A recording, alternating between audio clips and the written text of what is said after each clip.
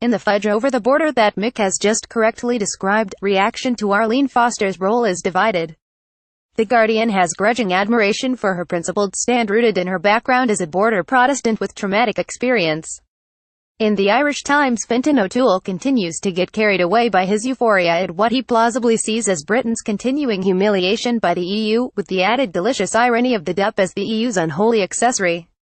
It's another fun piece, but like the first, exulting in how little Ireland embedded in the concert of Europe is now more powerful than humbled, self-isolated Britain. O'Toole's analysis is rooted too deeply in Ireland's understandable anti-imperialism of a century ago and its irrelevance to the international scene up to the moment the UK joined the EU in 1973 along with its then-dependent neighbour.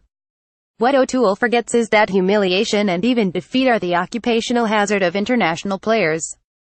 Consider the mighty US over Vietnam and the searing humiliation of the Iranian hostages, Britain's close shave after appeasement before 1939, and her humiliation in 1963 when de Gaulle suddenly vetoed her application to join the very grouping she now wants to quit.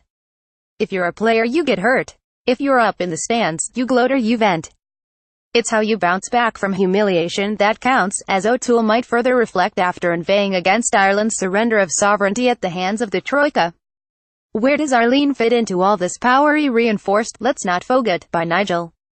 If humiliation it was, Theresa May brought most of it on her own head on account of the erratic improvisation and dithering that is the inevitable product of the government's chronic indecision over the whole Brexit process. In that can of worms, from their own point of view, the DUP did what they had to do and no more. Haughty shock in Europe, deploring the DUP's influence as humbug. Most of them have far more experience of precarious government than the UK. According to the Times, Simon Case, one of the British negotiators in Brussels who once served in the NEO, was drafted in to liaise with the DUP, and that may have helped.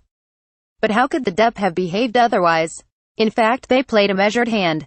They sanctioned the signing on Friday but have not actually endorsed the detail.